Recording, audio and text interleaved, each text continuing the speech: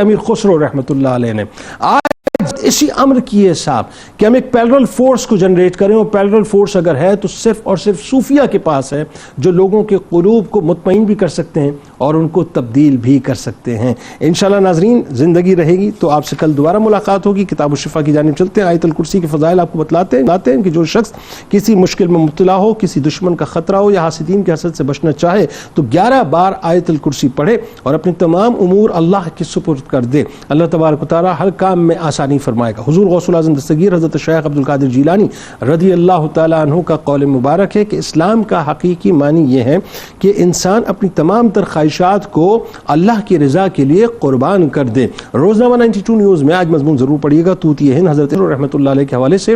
Twitter پہ ہمیں ضرور فالو کیجیے گا، فیس بک پیج کو لائک کیجیے گا، یوٹیوب چینل کو سبسکرائب کر کے بیل آئیکن کو ضرور کلک کیجیے گا۔ آپ وہاں موجود ہیں یا موجود ہیں، مل کے نعرہ لگائیں گے، لیکن اس سے پہلے تجدید عہد وفا، اور عہد وفا کرتے وقت ناظرین ذرا دل سے پکار کے کہا کریں کہ لا یؤمن احدکم حتی اکون احب الیہ من والدہ وولدہ والناس اجمعین۔ اللہ تعالیٰ آپ کا، ہمارا، ہم سب کا، پاکستان کا اور امت مسلمہ کا حامی و ناصر ہو، آمین۔ پاکستان کا مطلب کیا؟ لا الہ الا اللہ محمد رسول اللہ صلی اللہ علیہ وسلم۔